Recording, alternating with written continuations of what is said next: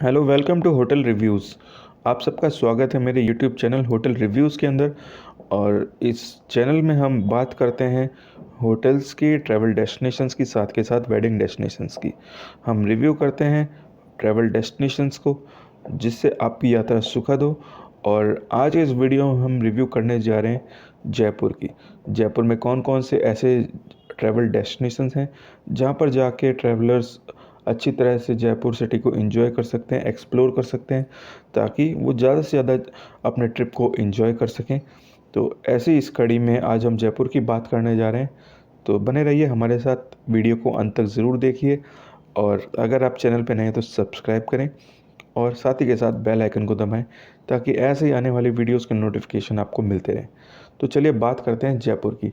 जयपुर को हम सबको पता है कि जयपुर पिंक सिटी के बारे में के नाम से जाना जाता है और इसे गुलाबी शहर कहा जाता है।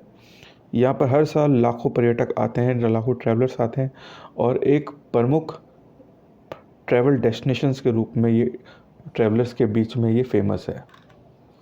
जयपुर में अगर आप जाएंगे तो आपको हेरिटेज साइट्स देखने के अलावा आपको मॉडर्न कल्चर, हेरिटेज कल्चर और लोकल क्यूजीन आपको बहुत यहाँ पर मिलेंगे। साथ ही के साथ जयपुर सिटी में आपको रिलीजियस टेम्पल्स मिलेंगे बहुत सारे। तो अगर शॉर्टकट में कहा जाए तो जयपुर में आपको मॉडर्न और ट्रेडिशन दोनों का ही कॉम्बिनेशन मिलेगा।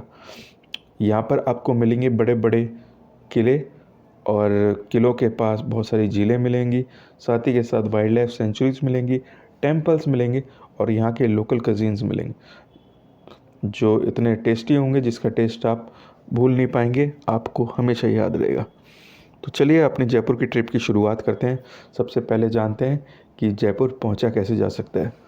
जयपुर पहुंचने के लिए लगभग आप इंडिया के किसी भी मतलब सिटी से आप बाय एयर, बाय रोड और बाय रेलवे आसानी से आ सकते हैं। अगर दिल्ली से बात की जाए, दिल्ली से जयपुर की सड़क मार्ग की दूरी लगभग 260 किलोमीटर की है। तो आप आसानी से सड़क के माध्यम से ट्रैवल कर सकते हैं। सड़क काफ़ी अच्छी है।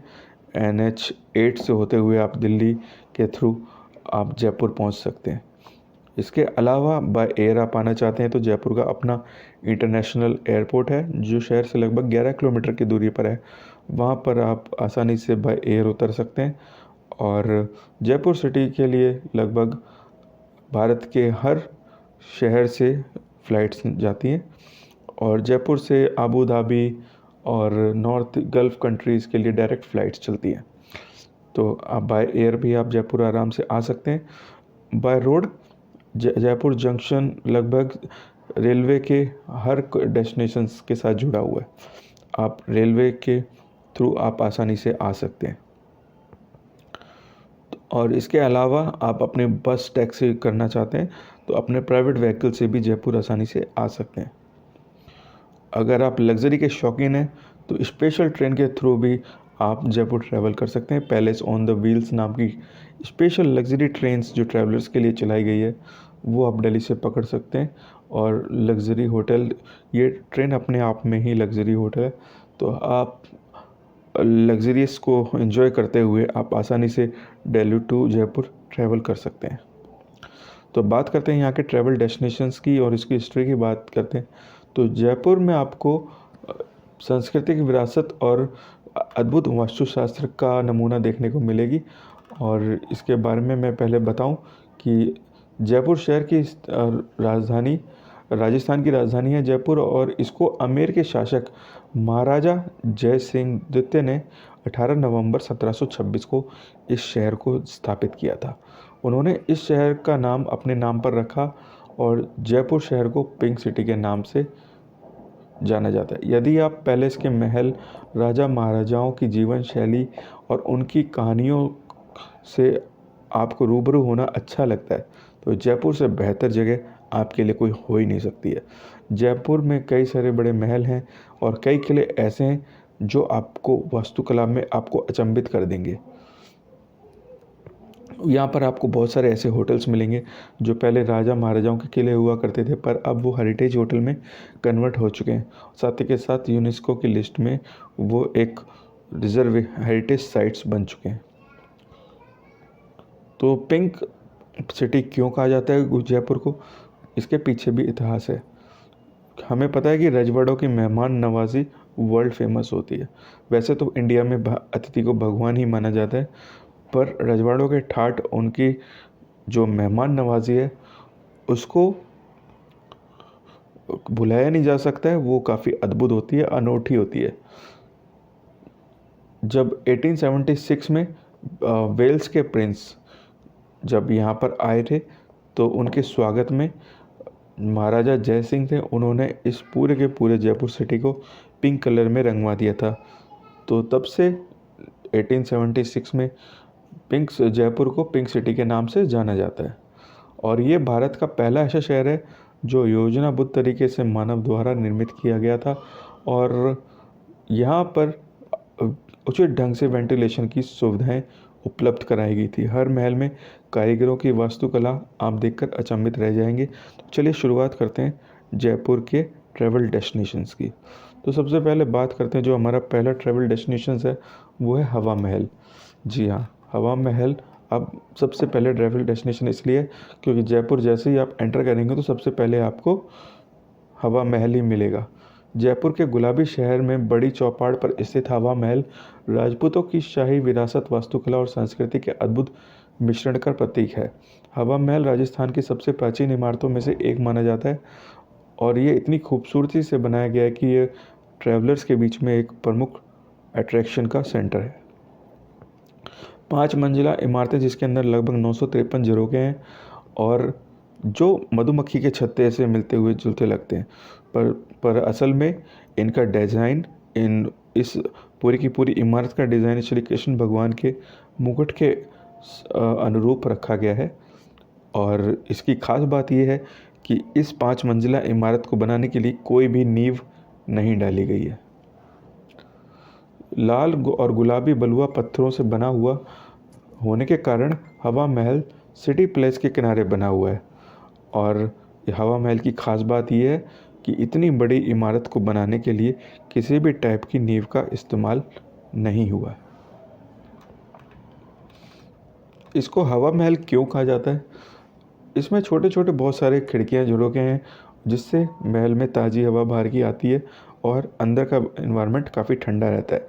पुराने ज़माने में राजा महाराजा यहाँ पर विश्राम करने के लिए आते थे, और जिसकी वजह से उनके विश्राम में कोई खलल ना हो, इतनी सारी खिड़कियों के थ्रू जब हवा जाती थी तो काफ़ी ठंडी हो जाती थी, और हवा महल में हवा काफ़ी अच्छे से पास होती थी। और दूसरा कहाँ रीज़न ये भी है कि उस टाइम क्या होता था, पर्दा प्रथा होती थी, महिलाओं को बाहर जाने की अनुमति नहीं होती थी। तो बाहर का कोई जलसा होता था, कोई जुलूस होता था, या कोई कार्यक्रम होता था, तो हवा महल की खिड़कियों से बैठकर आराम से रानी महारानियाँ और स्त्रियाँ आसानी से जो शहर के बाहर होने वाली हलचलों को देख सकती थी और बाहर के नज़ारे ले सकती थी। तो अब इस बात की जाती है हवा महल को किसने बनाया था। हवा महल को सवाई प्रताप सिंह ने सन 1799 में बनवाया था। अगर आर्किटेक्चर की बात की जाए तो राजपूत शैली का ये आर्किटेक्चर मिलता है, और देखने में काफ़ी अद्भुत लगता है। हवा महल कैसे जाएं और क्या क्या जाएं? हवा महल जाने के लिए सर्दियों का मौसम सबसे बेस्ट होता है। आप नवंबर की शुरुआत से लेके आप फरवरी तक के बीच में आसानी से आप यहाँ पर पहुँच सकते हैं। गर्मियों के मौसम में यहाँ पर बहुत गर्मी होती है। सुबह 9:30 बजे से 4:30 बजे तक आप हवा महल के दर्शन कर सकते हैं। साथ ही के साथ मैं आपको टिकट की प्राइस बता दूँ, तो अगर आप भारतीय हैं तो आपको 50 रुपये की यहाँ पर एंट्री टिकट लगेगी। अगर आप विदेशी हैं तो 200 रुपये लगेंगे। और आप एक कंपोजिट टिकट भी खरीद सकते हैं जो 2 दिन के लिए वैलिड होगी। इस टिकट की कीमत भारतीय रुपयों में 300 रुपये है, और विदेशियों के लिए ये टिकट 1000 रुपये रखी गई है। तो अगर आप अलग कैमरा ले जाना चाहते हैं तो आपको एंट्री फ़ीस के अलावा 10 रुपये अलग से चार्ज देना होगा, और जो विदेशियों के लिए 30 रुपये है। तो अगला हमारा जो ट्रैवल डेस्टिनेशन है वो है हमारा पिंक सिटी बाज़ार। अगर आप हवा महल के बाहर देखेंगे तो हवा महल के बाहर बहुत सारे बाज़ार पड़ेंगे, जो बापू बाज़ार, पिंक सिटी बाज़ार, जौहरी बाज़ार। आपको अलग अलग जो सामान के हिसाब से अलग अलग बाज़ार मिलेंगे। बापू बाज़ार में आप डिफरेंट टाइप के क्लॉथ्स वगैरह और राजस्थान के लोकल क्लॉथ, चुनरी वगैरह आप आसानी से खरीद सकते हैं। साथ ही के साथ आपको जयपुरी लहंगा और जयपुरी घाघरा वगैरह आपको अगर पसंद करना है तो वो आप यहाँ से आसानी से परचेज़ कर सकते हैं। इसके अलावा यहाँ पर चूड़ी, कड़े और जूतियाँ काफ़ी फेमस हैं और देखने में काफ़ी सुंदर लगती हैं। हाथ से बने हुए कड़े और कपड़े आपको एक अलग लुक देंगे और साथ ही के साथ एक ये अच्छे गिफ्ट का भी काम करते हैं। अगर आप यहाँ पर ख़रीदना चाहें तो आप ख़रीद सकते हैं और इसको आप जयपुर के यादगार की तरह अपने पास रख सकते हैं। जयपुर की जूतियाँ देखने में बहुत सुंदर होती हैं और इनके अनोखे रंग बिरंगे डिज़ाइन आपकी शान और आपके पैरों को एक अलग लुक देंगे। पिंक सिटी बाज़ार में आपको डिसिप्लिन वाइज सारी दुकानें एक जैसी नज़र आएंगी और कोई भी बड़े बड़े बोर्ड या फिर कोई आपको बेढंगे आपको यहाँ पर बोर्ड नज़र नहीं आएंगे।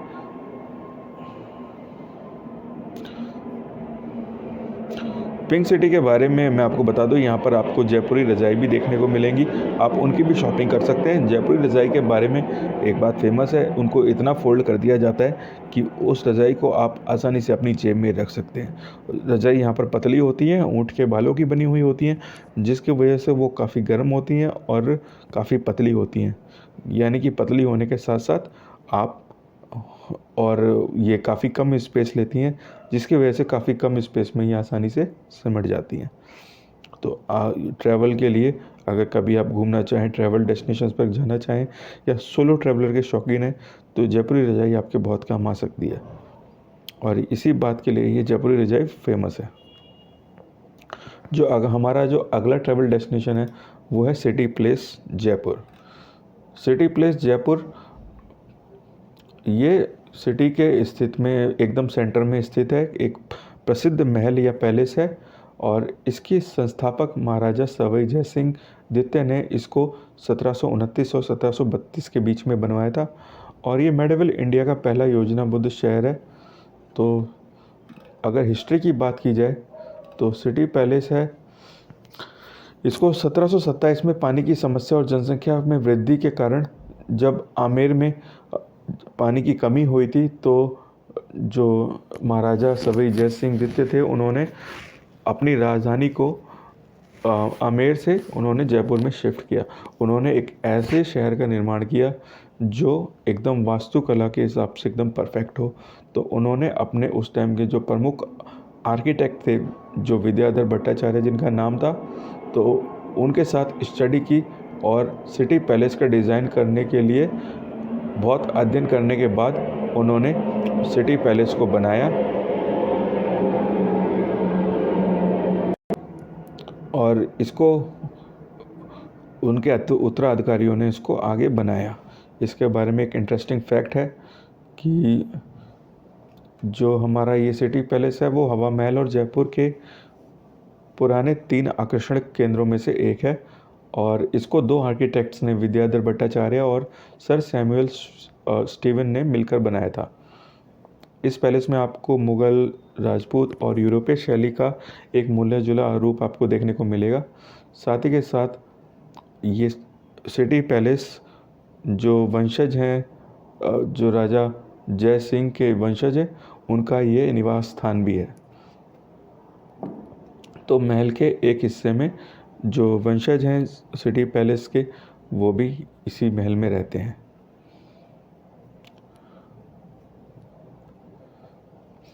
अगर सिटी पैलेस की बात की जाए तो इन 2 दिलचस्प वस्तुओं के लिए ये फेमस है।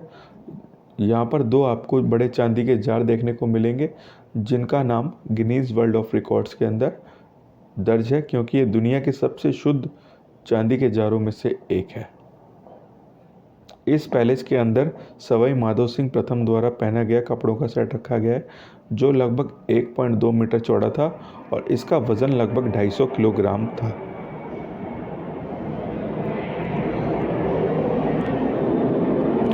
साथ ही के साथ आप यहाँ पर हेरिटेज होटल का लुत्फ़ भी ले सकते हैं। हाँ जी, ये सिटी पैलेस एक हेरिटेज होटल के रूप में कन्वर्ट हो चुका है। तो आप अगर यहाँ पर रात बिताना चाहें और लग्ज़री का आनंद उठाना चाहें, होटल की मेहमान नवाजी का आनंद उठाना चाहें, तो आप वो भी यहाँ पर एंजॉय कर सकते हैं। सिटी पैलेस के अंदर आपको अलग यहाँ पर इनकी कलाकृतियाँ देखने को मिलेंगी। साथ ही के साथ यहाँ पर आपको सन रूफ पर, दीवारों पर भी अनूठे डिज़ाइन देखने को मिलेंगे, जो इस महल की भव्यता को और बढ़ा देते हैं। दूसरा आता है हमारा नाहरगढ़ का किला। अगला डेस्टिनेशन हमारा पड़ता है नाहरगढ़ का किला। और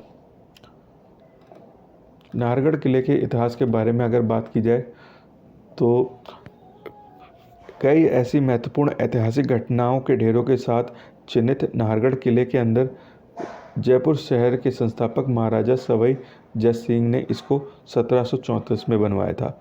इस किले का इस्तेमाल गर्मियों के महल के रूप में किया जाता है। इस किले की सबसे अच्छी बात है कि इतने लंबे इतिहास काल में कभी इसके ऊपर हमला नहीं हुआ, लेकिन यह किला 18वीं शताब्दी में मराठा सेनाओं के द्वारा बहुत सारी संधियों पर हस्ताक्षर करने के बाद रेनोवेशन इसका हुआ और कई यूरोपीय लोगों ने को ये इस किले ने आश्रय देने का काम भी किया। 1868 में जब राजा सवाई राम सिंह ने नाहरगढ़ किले के अंदर एक श्रेणी बनाई तो इसको फिर से रेनोवेट किया और नाहरगढ़ किले के अंदर ही फेमस मूवी रंग दे बसंती और शुद्ध देसी रोमांस जैसी फिल्मों की शूटिंग भी हुई है। अगर इसकी कहानी की बात की जाए तो नाहरगढ़ किले के बारे में एक फेमस कहानी है, तो लेकिन इसके बारे में एक भूतिया कहानी भी है। वो कहानी ये है कि राजा की मृत्यु के बाद नाहरगढ़ किले को भूतिया किला कहा जाने लगा और लोगों का मानना था कि इस किले में राजा का भूत रहता है। यहाँ के स्थानीय लोगों ने भी कई बार एकदम से तेज़ हवाएं चलना और कई बार दरवाज़ों को कांच टूट के गिरने की घटनाओं का भी जिक्र किया है। यहाँ पर कभी कभी एकदम से गर्मी, कभी कभी एकदम से ठंड महसूस होने लगती है और कई बार किलों में जाने वाले लोगों ने कुछ अजीब अजीब चीज़ों का एहसास किया है। उन्होंने बताया है कि इस किलों के अंदर उन्हें कोई रहस्यमयी आदमी घूमता हुआ नज़र आता है जो बार बार दीवारों में गायब हो जाता है। और ऐसा बताया जाता है कि किले की पुनर्स्थापना संगठन का मालिक जब इस किले के अंदर रहस्यमय तरीके से मरा हुआ पाया गया था, तो उसकी आत्मा भी यहाँ पर भटकती है। अगर वास्तुकला की बात की जाए तो नाहरगढ़ किला इंडो यूरोपियन आर्किटेक्चर और कई अद्भुत संरचनाओं का ये कलेक्शन है। इस किले के ताड़गीठ नाम के प्रवेश द्वार के अंदर आप प्रवेश करेंगे तो यहाँ पर आपको एक मंदिर मिलेगा जो राठौड़ कुमार को समर्पित है। नाहरगढ़ किले के अंदर एक बायोलॉजिकल पार्क भी है, तो साथ ही के साथ बायोलॉजिकल पार्क में आपको बहुत तरह के यहाँ पर जानवर देखने को मिलेंगे जो लगभग 7.2 किलोमीटर के वर्ग क्षेत्र में फैले बायोलॉजिकल पार्क के अंदर आपको बारीक ग्रेनाइट और बहुत सारी ऐसी चट्टानें देखने को मिलेंगी। साथ ही के साथ आप जानवर के प्राकृतिक परिवेश को भी देख पाएंगे जिसमें आपको एशियाई शेर, बंगाल टाइगर, भारतीय तेंदुआ और लगभग पक्षियों की 285 प्रजातियाँ यहाँ पर आपको देखने को मिलेंगी। और साथ ही के साथ यहाँ पर आपको देखने को मिलेगा एशियाई शेर, बंगाल टाइगर, पैंथर, भेड़िया, लकड़बग्गा, मगरमच्छ, हिमालय काला भालू, सुस्त भालू, जंगली सुअर और ऐसे अन्य जानवर आपको देखने को यहाँ पर मिलेंगे। जयपुर का अगला फेमस ट्रैवल डेस्टिनेशन है वो है जयगढ़ का किला। जयगढ़ का किला ये अरावली क्षेत्र में चील के टीले के ऊपर स्थित है और यहाँ से आप आमेर पैलेस को भी देख सकते हैं। और 1726 में आमेर पैलेस की रक्षा के लिए जय सिंह द्वितीय द्वारा ये किला बनाया गया था। जैसा इसका नाम है, इसकी संरचना आमेर पैलेस के जैसी है और विजयगढ़ किले के नाम से भी इसको जाना जाता है।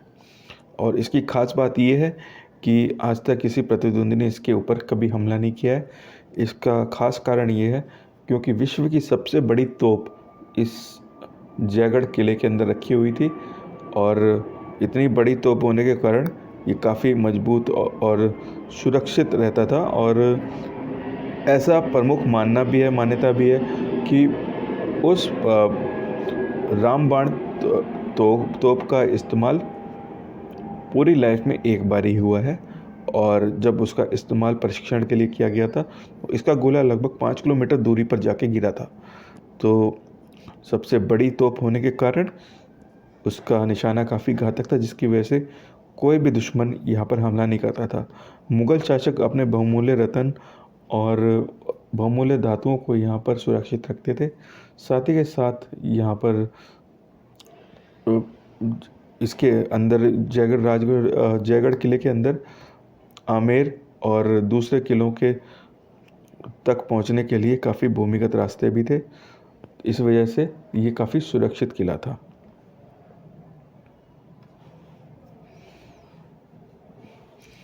और इस किले की भव्यता इसी बात से देखी जा सकती है, चारों तरफ पहाड़ियाँ होने के कारण और झील होने के कारण ये अनोखी अद्भुत प्राकृतिक छटा को भी प्रस्तुत करता है। जो हमारा अगला ट्रैवल डेस्टिनेशन है वो है जल महल।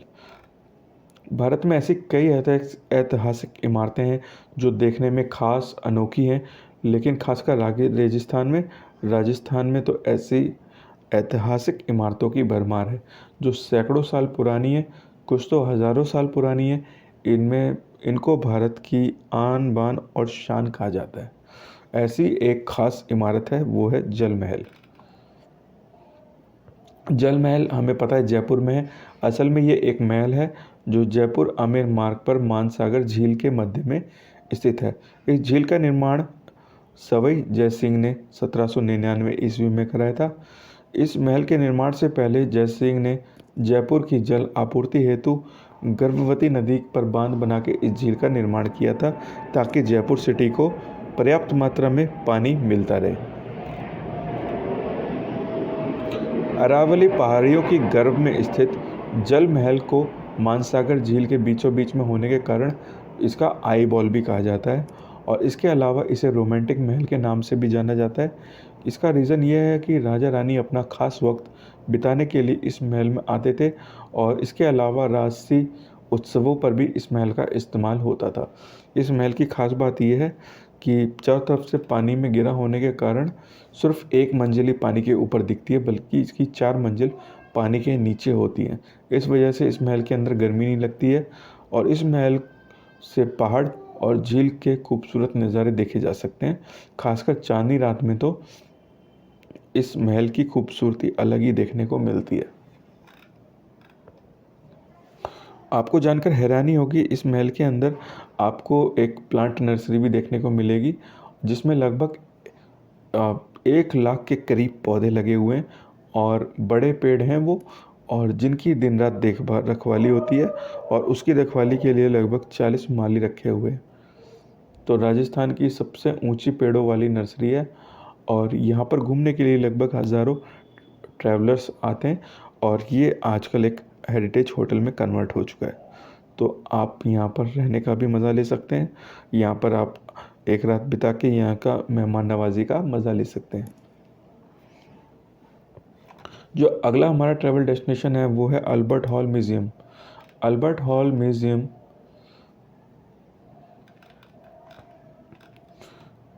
संग्रहालय इसका इतिहास लगभग 150 साल पुराना माना जाता है। इसकी नींव 6 फरवरी 1876 में prince of Wales Albert Edward की जयपुर यात्रा के दौरान रखी गई थी। यह निश्चित नहीं था कि इस इमारत का उपयोग कैसे किया जाएगा, तो 1880 में महाराजा सवाई माधो सिंह द्वितीय के सुझाव पर स्थानीय कारीगरों के उत्पादों को प्रदर्शित करने के लिए 1881 में एक अस्थायी इसे म्यूज़ियम बना दिया गया था, और अल्बर्ट हॉल को 1887 में जयपुर पीडब्ल्यूडी के निदेशक सैमुअल स्वीटन जैकब ने इसे पूरा किया था, और इसको एक म्यूज़ियम बना दिया था। इस म्यूज़ियम में आपको बहुत सारी अनोखी चीज़ें देखने को मिलेंगी। यहाँ पर आपको पुराने सिक्के, हथियार, बर्तन, चीनी मिट्टी से बने हुए बर्तन, साथ ही के साथ आपको यहाँ पर एक मम्मी भी देखने को मिलेगी जो मिस्र के से लाई हुई है। ये राजस्थान के सबसे पुराने म्यूज़ियम में से एक है, और इसको किंग अल्बर्ट एडवर्ड फोर्थ के नाम पर रखा गया है।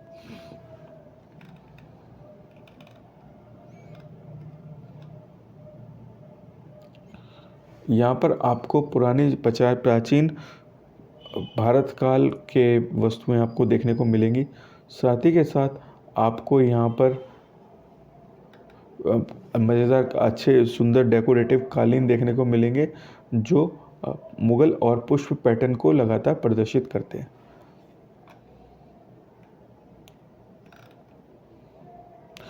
इसके अंदर आपको सिक्का गैलरी मिलेगी, ज्वेलरी गैलरी देखने को मिलेगी, म्यूज़िकल इंस्ट्रूमेंट गैलरी देखने को मिलेगी जहाँ पर आप वस्त्र और संगमरमर कला, मिट्टी के बर्तन, मूर्तियाँ, धातु कला, हथियार, कवच जैसी रोमांचक चीज़ें देखने आप यहाँ पर देखकर अचंभित हो सकते हैं।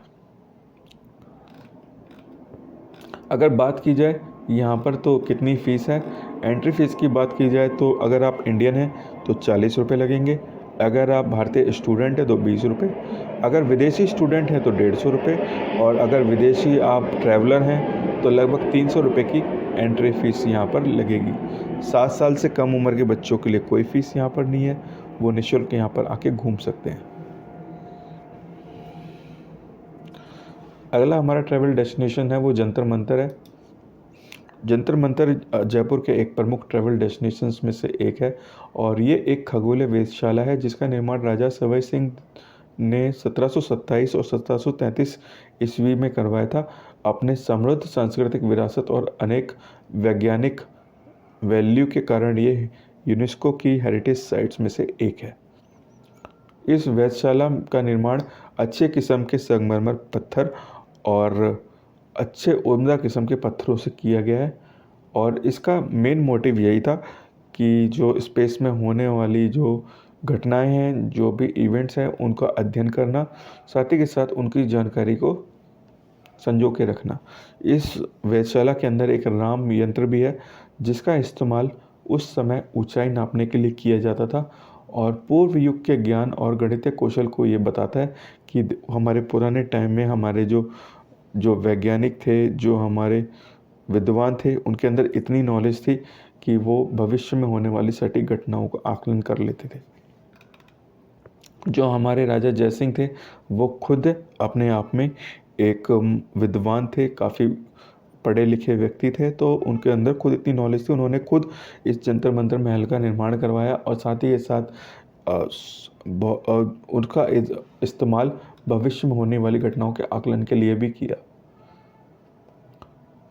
जो हमारे राजा सवाई जयसिंह थे वो खुद इतने विद्वान थे जिन्होंने सम्राट मोहम्मद शाह द्वारा आकाशीय पिंडों की गति पर उपलब्ध वर्तमान आंकड़ों की जांच और उनको सुधार करने का काम दिया गया था। तो सम्राट ने राजा जयसिंह को ये काम दिया था कि वो जो आकाशीय पिंडों की जो गतिविधियां होती हैं उनको ध्यान रख के जो डेट्स हैं, जो आंकड़े हैं, उनको वो ठीक करें। तो इसके पीछे सम्राट का उद्देश्य यही था कि जो तारीखें इस्लामिक तालिकाओं में जो दी गई हैं, जो डॉक्यूमेंट्स में दी गई हैं, उनका सही से निर्धारण कर सकें। और राजा जय सिंह ने भी, उनकी ऐसी इच्छा थी राजा जय सिंह की कि वो ऐसा कैलेंडर बनाए जिससे सामाजिक और व्यक्तिगत लाभ दोनों हो सके और जिसके बेस्ड पर वो फ्यूचर में होने वाली घटनाएं जैसे बारिश, मौसम और अन्य घटनाओं की सटीक भविष्यवाणी कर सकें। तो उसी उद्देश्य से ये बनाया गया था और 1727 और 1733 के बीच में जयपुर के जंतर मंतर का निर्माण किया गया था। इसे बार बार पुनः निर्माण भी किया गया और अलग अलग जगहों पर इसे बनाया भी गया। तो जंतर मंतर के अंदर उपकरण की बात की जाए तो इनके अंदर जो उपकरण लगे हुए हैं वो इतने सटीक हैं जो 2 सेकंड की एकदम स्टैंडर्ड जो होती है प्रिसाइजनेस होती है उसको दर्शा सकते हैं। आपको बता दें कि इसके अंदर एक सम्राट यंत्र है जो जनता के लिए खुला नहीं है क्योंकि इसका इस्तेमाल आज भी साइंटिस्ट अपने कैलकुलेशंस के लिए करते हैं। तो आम जनता के लिए वो खुला नहीं हुआ है और उसी का एक छोटा मिलता जुलता रूप जिसे हम सोडियाल भी बोलते हैं, वो सम्राट यंत्र के सिद्धांत पर ही काम करता है और उसको जनता के लिए खोला गया है। जनता उससे आसानी से उससे जानकारियाँ प्राप्त कर सकती है। तो ये उसका सूर्याल यंत्र है जो आप देख रहे हैं। ये एक्चुअली एक सन वॉच है। सन की परछाइयों के द्वारा ये बारीकी से अध्ययन, उसकी परछाई जहाँ पर पड़ेगी उसी हिसाब से टाइम बताती है। जो हमारा अगला ट्रैवल डेस्टिनेशन है वो है हमारी एलिफेंटेस्टिक जयपुर। एलिफेंट विलेज, जिसे हम एलिफेंटेस्टिक जयपुर भी बोलते हैं, ये एक बहुत ही अच्छा विलेज है और यहाँ पर आप बहुत सारी चीज़ें कर सकते हैं। जैसे मैं आपको बताता हूँ, यहाँ पर घूमने के लिए लगभग 2 से 3 घंटे का आपको समय निकालना पड़ेगा। एडवांस बुकिंग एक दिन की यहाँ पर 4500 की होती है।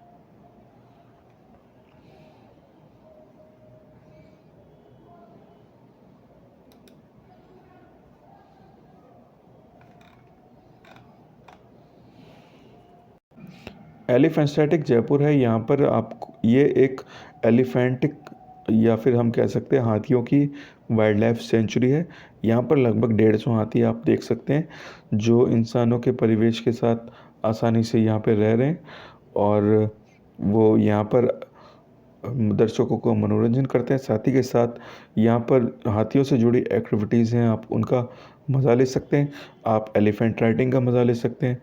साथ ही के साथ उनकी सेवा कैसे होती है, कैसे रहते हैं हाथी, कैसे खाते पीते हैं, उनके बारे में गहन जानकारी आप प्राप्त कर सकते हैं।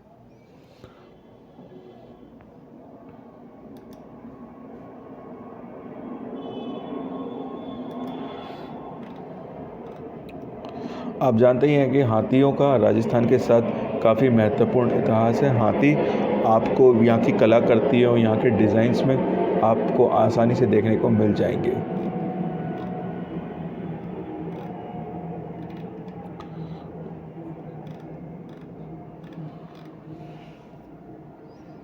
यहाँ पर बहुत ही सुंदर सुंदर सजाए हुए हाथी आपको यहाँ पर मिलेंगे देखने को, जो खूबसूरत होने के साथ साथ आपको यहाँ पर रॉयल्टी का फील भी कराएंगे, जो आपके स्वागत के लिए खड़े हुए हैं। और यहाँ पर आप बहुत सारी एक्टिविटीज़ इनके साथ कर सकते हैं, इनके साथ वक्त बिता सकते हैं।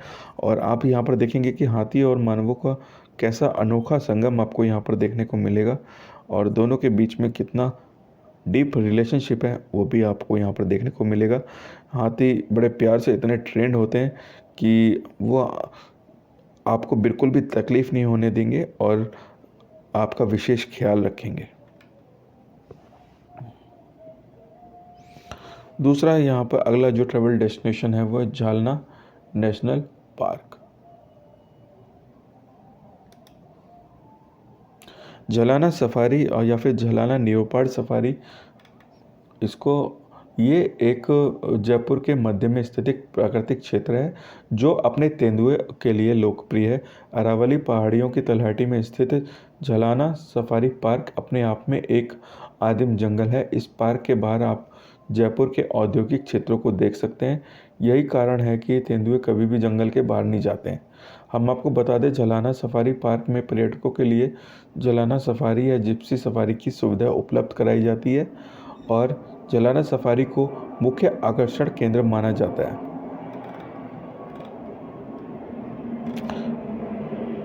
अगर आप बात करें झलाना सफारी की बंद होने और समय खुलने की बात की जाए तो झलाना सफारी पार्क पर्यटकों के लिए सुबह 5:30 बजे से लेके 8:15 तक खुलता है और शाम के टाइम में 4:45 बजे से लेके शाम के 7:15 बजे तक खुलता है। और जबकि सर्दियों की बात की जाए तो सर्दियों में सुबह ये 6:15 बजे से लेके 8:45 तक खुला होता है और दोपहर को 3:30 बजे से लेके शाम के 6:15 बजे तक ये खुला होता है। अगर एंट्री फ़ीस की बात की जाए तो यहाँ पर 6 लोगों के लिए जिप्सी उपलब्ध कराई जाती है, वो 4500 रुपये की होती है। और आपको अगर गाइड भी लेना है तो जिप्सी के साथ आपको गाइड 5500 रुपये में पड़ेगा। जबकि आप विदेशी हैं तो आपको 5 लोगों की जो गाड़ी होगी वो 5500 रुपये की पड़ेगी। साथ ही के साथ अगर आपको गाइड भी हायर करना है तो वो 6500 रुपये का होगा।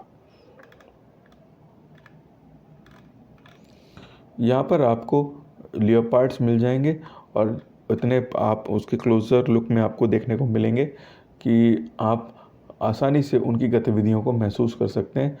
बेस्ट टाइमिंग घूमेगा झलाना लियोपार्ड सफारी में सर्दियों का मौसम है। सर्दियों के मौसम में आपको आसानी से लियोपार्ड धूप सेकते हुए नज़र आ जाएंगे और ये मौसम इनके लिए अनुकूल हो। अगला जो हमारा डेस्टिनेशन है वो है आमेर का किला, आमेर फोर्ट।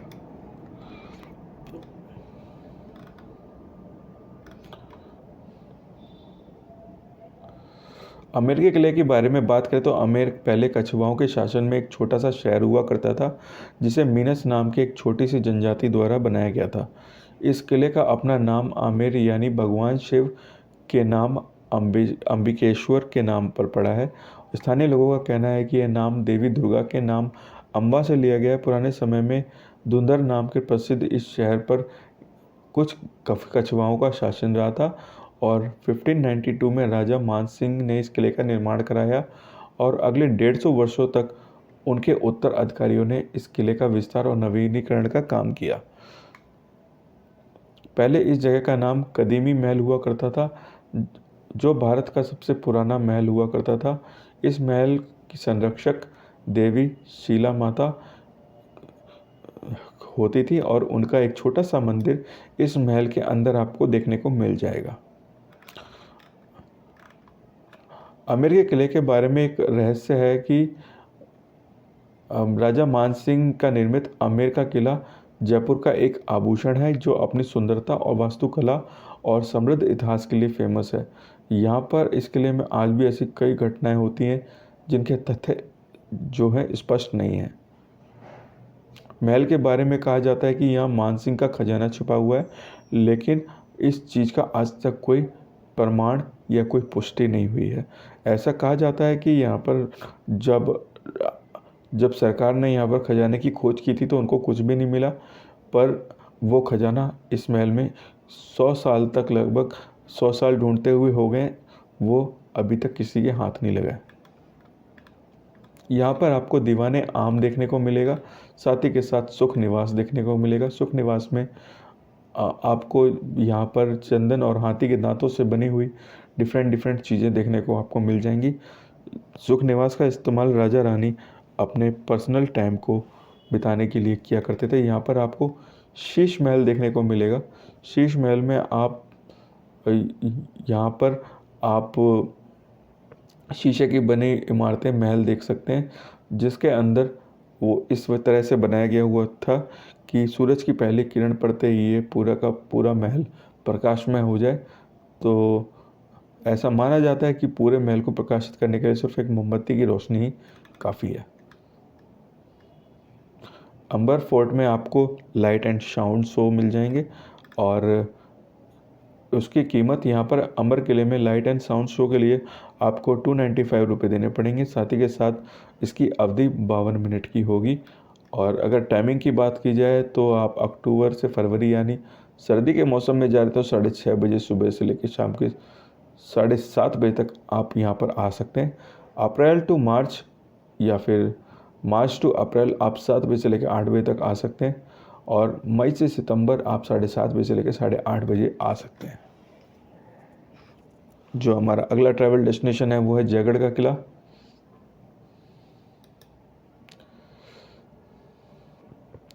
जयगढ़ का किला बहुत ही फेमस ट्रैवल डेस्टिनेशन है और इसको भी राजा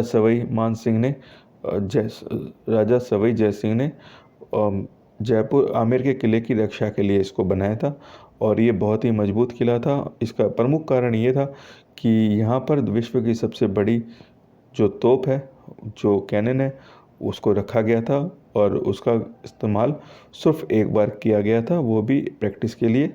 और ऐसा माना जाता है कि जब उसको फायर किया गया था, इतनी बड़ी रामबाण तोप को फायर किया गया था, तो उसका जो गोला है लगभग 5 किलोमीटर की दूरी के आसपास गिरा था और बहुत ही घातक उसने वहाँ पर नुकसान किया था जहाँ पर गोला पड़ा था। तो कोई भी दुश्मन था वो इस किले के ऊपर आँख उठा के देखता नहीं था, क्योंकि उसको पता था कि एक बार रामबाण तोप चल गई तो उसका विनाश निश्चित है। तो काफ़ी मजबूत किला था। इस किले को बनाया ही आमेर के किले की और रायगढ़ के किले की रक्षा के लिए बनाया गया था। इसे विजयगढ़ का किला भी कहा जाता है। साथ ही के साथ मुग़ल शासक थे इस किले का इस्तेमाल अपनी बहुमूल्य रत्न धातुओं की रक्षा के लिए भी करते थे। तो काफ़ी मजबूत किला होने के कारण जो जय बाण तोप है, ये इसकी जय बाण तोप है, विश्व की सबसे बड़ी तोप है। ये राजस्थान की अमूल्य धरोहरों में से एक माना जाता है और विश्व की सबसे बड़ी तोप होने के कारण इसका इस्तेमाल एक ही बार किया गया था। जो अगला हमारा ट्रैवल डेस्टिनेशन है वह चौकी धाणी। चौकी धाणी ये एक कल्चरल विलेज है और लग्जरी विरासत का रिसॉर्ट है। ये एक जो आपको राजस्थानी गांव की संस्कृति का एहसास कराता है। ये टोंक रोड पर स्थित है और शहर के बाहरी इलाकों में स्थित है। यह आपको प्राचीन कलाकृति, हस्तशिल्प, चित्रकारी, लोक कथाओं और मूर्तियों के साथ एक पारंपरिक राजस्थानी वास्तविक चित्रण का दर्शन कराता है। चौकी ढाणी का मतलब होता है कच्चा गांव। जयपुर शहर के बीचों बीच में ये 1989 में बनाया गया था। लगभग 10 एकड़ में फैला ये राजस्थान का गांव आपको अलग अलग लोक नृत्य दिखाता है। चौकी ढाणी गांव में आपको कालबेलिया नाच आपको यहाँ पर देखने को मिलेगा। साथ ही के साथ आप कठपुतलियों का खेल, कंचों का खेल आपको यहाँ पर देखने को मिलेगा। साथ ही के साथ जादू, भविष्यवाणी करने वाले तोते, नौका विहार आप आसानी से यहाँ पर कर सकते हैं। और इसके बारे में मैं आपको बताऊं कि यहाँ पर कपड़ों की शैली, वेशभूषा, कलाकृतियाँ, शिल्प, चित्रकारी, मूर्ति, लोकगीत, विभिन्न नृत्य, गायन तथा अन्य डिफरेंट टाइप की एक्टिविटीज़ यहाँ पर होती हैं। यहाँ पर एक 5 स्टार आपको रेस्टोरेंट मिलेगा जहाँ पर आप mouth licking luxury cuisines try कर सकते हैं, डिलीशियस डिशेस ट्राई कर सकते हैं। जो यहाँ पर लोकल डिशेस होंगी, राजस्थान की पारंपरिक डिश होंगी, जिसमें आपको दाल बाटी चूरमा, गटोड़े की सब्जी, यहाँ पर सिंगड़ी की सब्जी आपको खाने को मिलेगी। साथ ही के साथ आपको पापड़ की सब्जी, लाल मांस जैसी जो पारंपरिक डिशेस हैं वो भी आपको खाने को मिलेंगी। चौकी ढाणी में करने के लिए बहुत सारी चीज़ें, बहुत सारी एक्टिविटीज़ हैं और साथ ही के साथ यहाँ पर आप खेल सकते हैं। बहुत सारे यहाँ पर डार्ट गेम्स, तीरंदाजी, शूटिंग वगैरह और कुतरम बिफा झरना वगैरह आपको यहाँ पर मिलते हैं। यहाँ पर इनका अपना वाटर पार्क भी है, तो वहाँ पर भी आप वाटर पार्क का मज़ा ले सकते हैं गर्मी के दौरान। क्योंकि आप किसी भी मौसम में यहाँ पर आ सकते हैं, पर गर्मियों का मौसम यहाँ पर गर्म होता है, तो आप कोशिश करें कि मार्च से लेके आप नवंबर के बीच में यहाँ पर ट्रैवल करें। ये यहाँ का लोकल थाली फूड है, फेस्टिवल फूड है। आप देख सकते हैं कितना रंग बिरंगा खाना आपको यहाँ पर खाने को मिलेगा, जो आपके मुंह के टेस्ट को और ज़्यादा बढ़ा देगा। और यहाँ की खास बात यह है कि यहाँ पर आपको खाना पत्तों की थाली पर आपको परोसने को मिलेगा, जो पूरी तरह से बायोडिग्रेडेबल है और इससे खाने का स्वाद भी बढ़ जाता है। यहाँ पर आप ख़रीदारी कर सकते हैं। साथ ही के साथ यहाँ पर आप हाथ के बने हुए कंगे, चूड़ियाँ, जूतियाँ और अन्य चीज़ों को खरीद सकते हैं। जो हमारा नेक्स्ट ट्रैवल डेस्टिनेशन है वो है बिरला मंदिर। बिरला मंदिर जयपुर का एक ऐसा मंदिर है जो लक्ष्मी नारायण मंदिर के रूप में भी जाना जाता है। इस मंदिर को मोती डुगरी पहाड़ी पर माना जाता है और इसका जो निर्माण था वो बिरला द्वारा 1988 में किया गया था। जयपुर के महाराजा ने 1 रुपये के टोकन मनी पर इस ज़मीन को मंदिर के लिए दे दिया गया था और सफ़ेद संगमरमर से बनी हुई ये मंदिर की संरचना है जो अपने हिंदू वास्तुकला शैली को प्रदर्शित करती है। बिरला मंदिर को लक्ष्मी नारायण मंदिर भी कहा जाता है क्योंकि भगवान विष्णु और उनकी पत्नी धन की देवी लक्ष्मी की कृपा यहाँ पर सदा बनी रहती है। और इसके अलावा यहाँ पर गणेश जी की भी मूर्ति मिलेगी जो पारदर्शी मूर्ति के रूप में भी दिखाई देती है।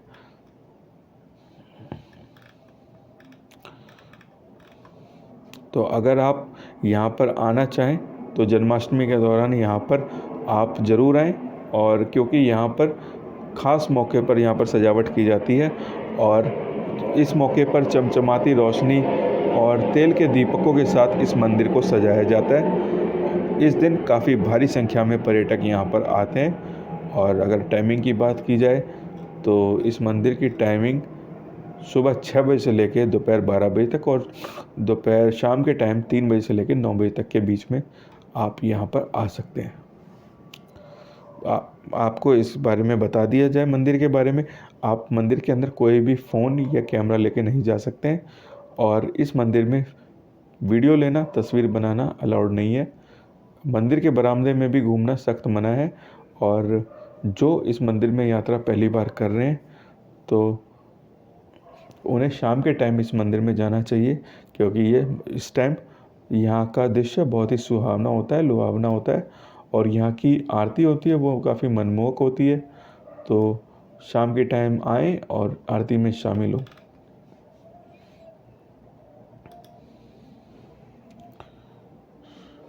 इसके अलावा जो हमारा नेक्स्ट ट्रैवल डेस्टिनेशन है वो है राज मंदिर। राज मंदिर यहाँ पर एक प्रमुख ट्रैवल डेस्टिनेशन है और राज मंदिर की जो अवधारणा है वो 1960 के दशक में मेहताब चंद्र गोलछा द्वारा की गई थी और ये इनका एक ड्रीम प्रोजेक्ट था कि स्टाइलिश और एक मॉडर्न रूप में सिनेमा हॉल का निर्माण करना है। तो उन्होंने राजसी वास्तुकला और कलात्मक गुण के मिले जुले रूप के कारण उन्होंने एक राज मंदिर की स्थापना की और इसको प्राइड ऑफ एशिया भी कहा जाता है और वर्तमान में एशिया महाद्वीप के अंदर ये एक सबसे बड़ा हॉल माना जाता है। और इसका मोटिव यही है कि फिल्मों का जो बेस्ट जो भी हो सकता है कंफर्टेबल एहसास होता है वो राज मंदिर देने में, फिल्मों का एहसास कराने में नंबर 1 है। तो इस राज मंदिर की वास्तुकला की बात की जाए तो इसकी वास्तुकला को WM नामजोशी द्वारा डिज़ाइन किया गया है, जिसकी राजसी वास्तुकला और कलात्मक गुण इसके अंदर शामिल होते हैं। इसकी स्थापना बाहर से एक शानदार मृग जैसी है और प्रत्येक व्यक्ति को ये आकर्षित लगता है। अगर बात की जाए शो की टाइमिंग की तो राज मंदिर में आप प्रतिदिन 2 शो देख सकते हैं, 12:30 से 3:30 बजे तक और शाम का शो 6:30 बजे से लेकर 9:30 बजे तक होता है। अगर एंट्री फ़ीस की बात की जाए तो 100 रुपये से लेकर 300 रुपये इसकी एंट्री फ़ीस होती है, जो आपके बैठने की क्लास के ऊपर निर्भर करता है। यहाँ पर बैठने की आपको pearl seat, ruby seat, emerald seats, diamond seats, ये इनकी कैटेगरी है जो लगभग एक साथ 300 लोगों को आराम से मूवी दिखा सकती है। यहाँ पर आपको पुरानी मूवीज़ के साथ नई मूवीज़ भी आपको देखने को मिलेंगी। और बात की जाए तो यहाँ की सबसे फेमस मूवी है जिसने यहाँ पर सिल्वर जुबली बनाई है वो है DDLJ यानी दिलवाले दुल्हनिया ले जाएंगे। फेमस शाहरुख खान की मूवी है, वो यहाँ पर लगभग 25 साल तक चली है और जब भी ये मूवी चली है यहाँ पर हाउसफुल शो हुआ है।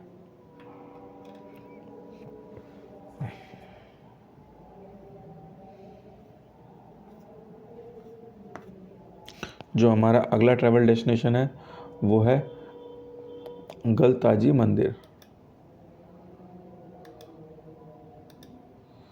गलताजी मंदिर के बारे में आपको बता दें तो गलताजी मंदिर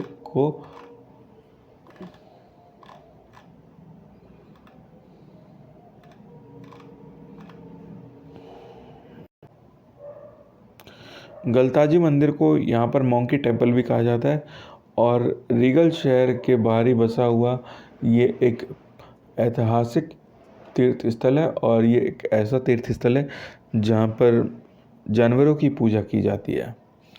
इसमें कई मंदिर आपको मिलेंगे, पवित्र कुंड मिलेंगे, मंडप मिलेंगे, साथ ही के साथ प्राकृतिक झरने देखने को मिलेंगे और पहाड़ी इलाके के दिल में स्थित होने के कारण ये खूबसूरत घाटों से घिरा हुआ है और हर साल भारी संख्या में पर्यटक यहाँ पर आते हैं। यह एक विशाल परिसर मंदिर है जिसके अंदर बहुत सारे मंदिर स्थित हैं और सिटी पैलेस के अंदर स्थित इस मंदिर की नक्काशी काफ़ी अच्छे चित्रों से की गई है और अगर इस मंदिर के इतिहास के बारे में कहा जाए तो बताया जाता है कि संत गालव ने यहाँ पे लगभग 100 साल तक तपस्या की थी और उनकी भक्ति से प्रसन्न होकर उनके सामने भगवान प्रकट हुए और उन्होंने पवित्र जल से उन्हें आशीर्वाद दिया। बता देते हैं संत और ऋषि वंदना के लिए गलताजी मंदिर आया करते और उन्हीं के नाम पर इस मंदिर का निर्माण किया गया। यहाँ पर पानी का कुंड आपको देखने को मिलेगा जिसके अंदर साल भर पानी रहता है और सुचालित रूप से ये डिफरेंट कुंडों में पानी जाता रहता है और पानी की टंकियों में इकट्ठा होता रहता है। यहाँ का जल कभी सूखता नहीं है और यही पर्यटकों को आकर्षित करता है। ऐसा माना जाता है कि खास मौके मकर संक्रांति पर और अन्य खास त्योहारों पर यहाँ पर डुबकी लगाना काफ़ी शुभ माना जाता है।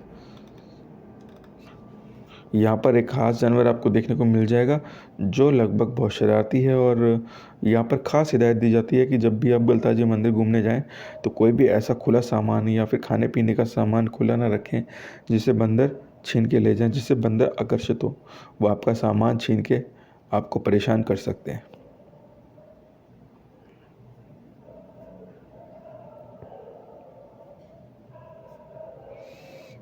अगली जो हमारी ट्रैवल डेस्टिनेशन है वो है हमारी पन्ना मीना के कुंड। पन्ना मीना का कुंड राजस्थान की लोकप्रिय बावड़ियों में से एक है। यह बावड़ी या कुंड चौकोर आकार का है। इसके चारों तरफ सीढ़ियां हैं। उत्तरी दीवार पर एक कमरा है। ये माना जाता है इस कमरे को धार्मिक समारोह, शादियां या इससे पहले लोकप्रिय त्योहारों की तारीखों के लिए रिजर्व रखा जाता था। आमेर के किले के पास लगभग 200 फीट गहरी और 1800 सीढ़ियों वाली बावड़ी देख के सैलानी रोमांचित हो जाते हैं और इस बावड़ी का इतिहास मीणाओं के पतन की कहानी को याद करता है। पन्ना मीणा का कुंड राजस्थान की सबसे बड़ी बावड़ियों में से एक नहीं है। इसे देखने के लिए बहुत सारे दर्शक आते हैं।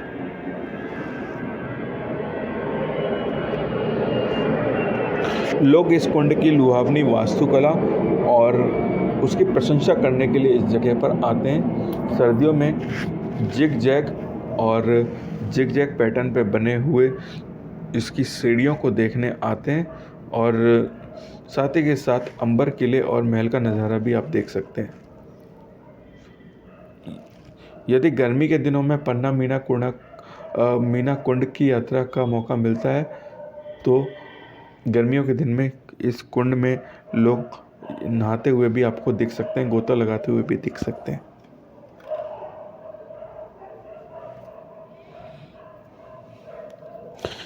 यहाँ पर आप वर्ल्ड ट्रेड पार्क का मज़ा भी ले सकते हैं। वर्ल्ड ट्रेड पार्क यहाँ पर एक प्रमुख शॉपिंग पैलेस है। यहाँ पर आप घूमकर आसानी से दुनिया के जो भी ब्रांड्स हैं, फेमस ब्रांड्स हैं या फिर जो भी फेमस शॉपिंग डेस्टिनेशंस हैं ब्रांड्स के, आप शॉपिंग कर सकते हैं। साथ ही के साथ ये एक बहुत बड़ा ट्रेड पार्क है। यहाँ पर आप डिफरेंट मॉल्स, शॉपिंग्स, साथ ही के साथ खाने के आइटम्स होते हैं, खाने के रेस्टोरेंट्स हैं, उनमें बैठ के कुजीन्स का मज़ा ले सकते हैं, डिशेस को एंजॉय कर सकते हैं। इसके अलावा अमर जवान ज्योति का आप दौरा कर सकते हैं। अमर जवान ज्योति के बारे में आपको बता दिया जाए कि जो अमर जवान ज्योति है इसका निर्माण जयपुर के सैनिकों की शहादत और बहादुरी को याद करने के लिए किया गया था, जिन्होंने देश के खातिर अपनी जान की बाजी लगा दी। अमर जवान ज्योति सतत ज्योति प्रज्वलित होती रहती है, जिस पर अमर सैनिक की ज्वाला के रूप में भी इसको जाना जाता है। और अमर जवान ज्योति को स्वर्ण लिपि में राष्ट्र के जीवन के लिए समर्पित कर दिया गया था। और ऐसा माना जाता है कि अमर जवान ज्योति का निर्माण 1971 में भारत पाकिस्तान की युद्ध के बाद युद्ध में शहीद हुए सशस्त्र बलों के जवान और उनके अज्ञात सैनिकों की याद में इस अमर जवान ज्योति की स्थापना के लिए इसको बनाया गया था।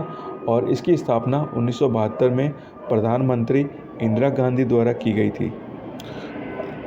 अगर एंट्री फ़ीस की बात करें तो यहाँ पर आपको किसी भी टाइप की एंट्री फ़ीस देने की ज़रूरत नहीं है। आप यहाँ पर डायरेक्टली आ सकते हैं। अगर इसे खुलने और बंद होने के समय की बात की जाए तो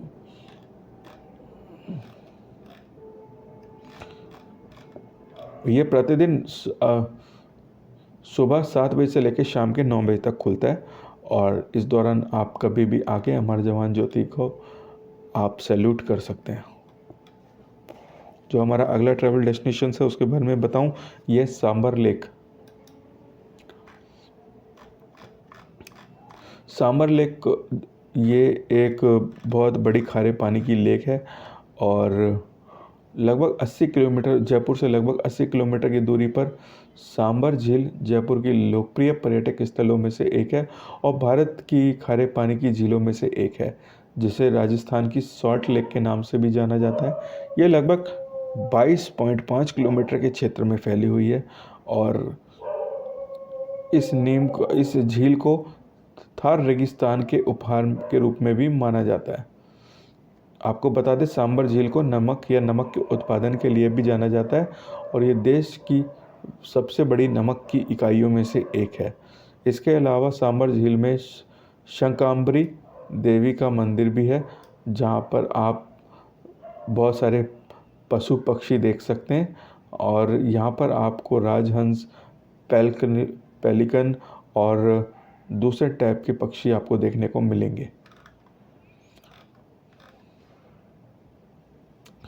सांबर झील का इतिहास लगभग कई सौ साल पुराना माना जाता है, और पौराणिक कथाओं और मान्यताओं के अनुसार महाभारत के काल से यहाँ पर राक्षस पुजारी और शुक्राचार्य रहते थे, और जिन्होंने अपनी बेटी देवयानी की शादी भारत के सम्राट ययति से की थी, और देवयानी मंदिर अभी भी यहाँ पर स्थित है। और जब और उसको खोदा गया या उसकी खुदाई हुई, तो यहाँ पर बड़ी संख्या में टेराकोटा मूर्तियाँ, पत्थर और जो बर्तन वगैरह थे वो यहाँ पे सजे हुए यहाँ पर मिले हुए हैं, और जिन्हें यहाँ पर जयपुर के अल्बर्ट संग्रहालय में रखा गया है।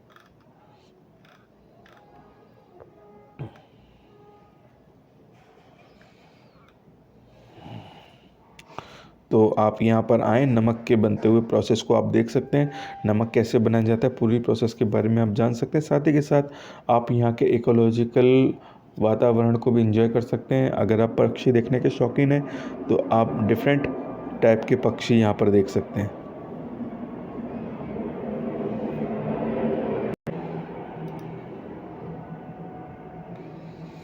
जयपुर वैक्स म्यूज़ियम का भी आप मज़ा ले सकते हैं। जयपुर वैक्स म्यूज़ियम में आपको मोम के बने हुए पुतले देखने को मिलेंगे, जो हूबहू आपको असली इंसान से मिलते जुलते आपको देखने को मिलेंगे।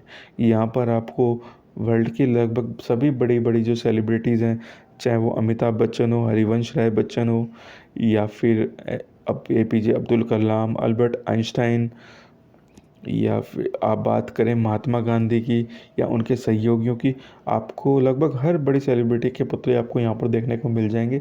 साथ ही के साथ जैकी चैन हो आप, या फिर मिस्टर बीन जैसे इंटरेस्टिंग कलाकार हैं, उनके भी आपको यहाँ पर पुतले देखने को मिलेंगे। जैसे कि आप देख रहे हैं इस सामने जो इमेज है, इसके अंदर मोम का पुतला, साथ ही के साथ करीना जो असली हैं वो भी खड़ी हैं अपने पुतले के साथ। तो पहचानना मुश्किल है कौन सा असली है कौन सा नकली है। तो आप प्रिसाइजनेस देख सकते हैं कि आंखें भी धोखा खा जाए। ऐसे ही यहाँ पे कैटरीना की पुतले भी रखा है, तो असली और नकली कैटरीना के पुतले में फ़र्क करना काफ़ी मुश्किल पड़ जाएगा। साथ ही के साथ आपको बता दें, वैक्स म्यूज़ियम में एक शीश महल भी है, जो इसकी एंट्री फ़ीस के साथ ही उसकी फ़ीस भी ली जाती है। शीश महल में आप यहाँ पर शीशे के बने हुए हॉल्स को देख सकते हैं, और यहाँ पर आप देख सकते हैं कि चारों तरफ चमकदार शीशों की वजह से थोड़ी रोशनी भी इस शीश महल को जगमगा देती है। आप यहाँ पर देख के आप यहाँ के जो डिज़ाइंस हैं उसको देख के आप रोमांचित हो जाएंगे, और सच्ची में राजस्थान की कलाकारी के आप कायल हो जाएंगे। अगर राजस्थान घूमने जा रहे हैं तो यहाँ के आप जो लोकल कज़िन है, यहाँ की लोकल डिशेज़ हैं, उसका जायका लेना बिल्कुल ना भूलें।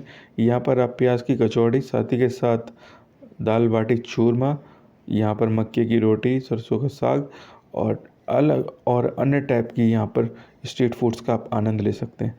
अगर मिठाइयों की बात करें तो घेवर यहाँ का एक फ़ेमस डिश है, आप यहाँ पर इसको ज़रूर ट्राई करें। साथ ही के साथ जलेबी और इमरती जैसे यहाँ के लोकल डिशेज़ हैं, उनको भी ट्राई करें। ये राज कचौरी है। राज कचौरी मावे से बड़ी कचौरी होती है जो काफ़ी स्वीट होती है और राजसी इसे पकवान माना जाता है, तो आप इसे लेना बिल्कुल ना भूलें। साथ ही के साथ आपको लस्सी का गिलास ज़रूर ट्राई करना चाहिए। ये दाल बाटी चूरमा है और ये इसके बिना तो राजस्थान की यात्रा अधूरी मानी जाती है, तो इसको ज़रूर ट्राई करें। ये गट्टे की सब्ज़ी और साथ ही के साथ यहाँ की पारंपरिक थाली, आप इसे अपने भोजन में शामिल कर सकते हैं। अगर आप नॉन वेज के शौकीन हैं तो लाल मांस को ज़रूर ट्राई करें। लाल मांस आपको यहाँ पर टेंडर आपको स्वीटी मीट मिलेगा जो काफ़ी अच्छा होगा और इसका स्वाद आप भूल नहीं पाएंगे। अगर आप बाज़ारों में जाते हैं तो आप यहाँ की केसर चाय को ज़रूर ट्राई करें।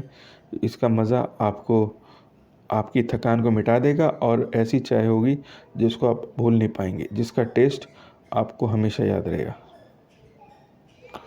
और अंत में अगर राजस्थान आप जा रहे हैं, जयपुर में आप जा रहे हैं, तो अक्षरधाम टेम्पल ज़रूर जाएं।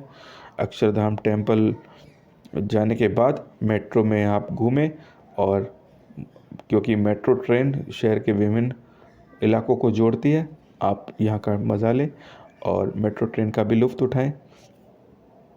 अगर आपको मेरे आज का वीडियो अच्छा लगा तो आप चैनल को लाइक करें, शेयर करें, सब्सक्राइब करें और साथ ही के साथ बेल आइकन को दबाएं ताकि आने वाली वीडियोस की नोटिफिकेशन आपको मिलते रहे।